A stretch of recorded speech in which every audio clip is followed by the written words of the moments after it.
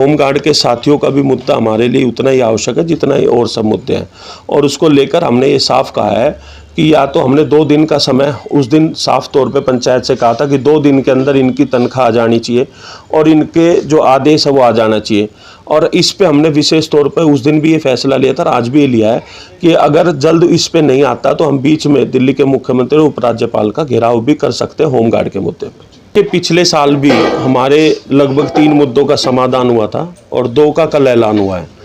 लेकिन हम ये चाहते हैं कि विधानसभा के चुनाव से पहले हमारे सभी मुद्दों का समाधान हो जाए, और जो मुद्दों का समाधान किया उसके लिए हम दिल्ली के उपराज्यपाल का पूरे दिल्ली के 360 गाँव की तरफ से धन्यवाद प्रकट करते हैं। लेकिन हम ये चाहते हैं कि चाहे दिल्ली के उपराज्यपाल हो, चाहे दिल्ली के मुख्यमंत्री हो, और चाहे केंद्र सरकार से संबंधित मुद्दे, उन सभी का समाधान दिल्ली के विधानसभा के चुनाव से पहले होना चाहिए, क्योंकि दिल्ली के लोग बड़े परेशान हैं, दिल्ली के ग्रामीण काफ़ी परेशान हैं, और उन्होंने एकजुट होकर 15 सितंबर को एक फैसला लिया था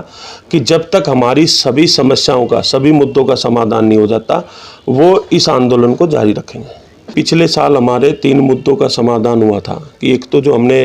कहा था कि 1984 के बाद हमारा पंचायत का पैसा हज़ारों करोड़ रुपए बैंकों में पड़ा है, तो वो कहीं ना कहीं 962 करोड़ रुपए दिल्ली के उपराज्यपाल ने दिल्ली ग्रामोदय योजना के तहत शुरू किया, वो हमारी मांग थी। दूसरा था, हमने कहा था ग्राम सभा की ज़मीनों पे जो गांव चाहे गांव के डेवलपमेंट के लिए इस्तेमाल होना चाहिए, वो हुआ।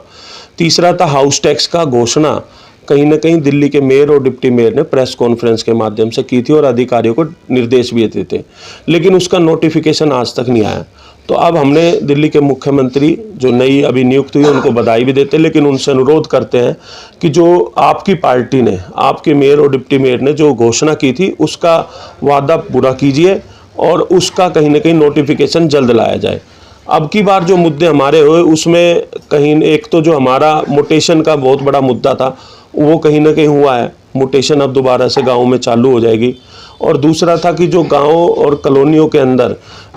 मीटर नहीं लगते थे बिजली के, उस पे डीडीए की एनओसी चाहिए होती थी, तो उस पे भी कहीं ना कहीं कल घोषणा हुई है।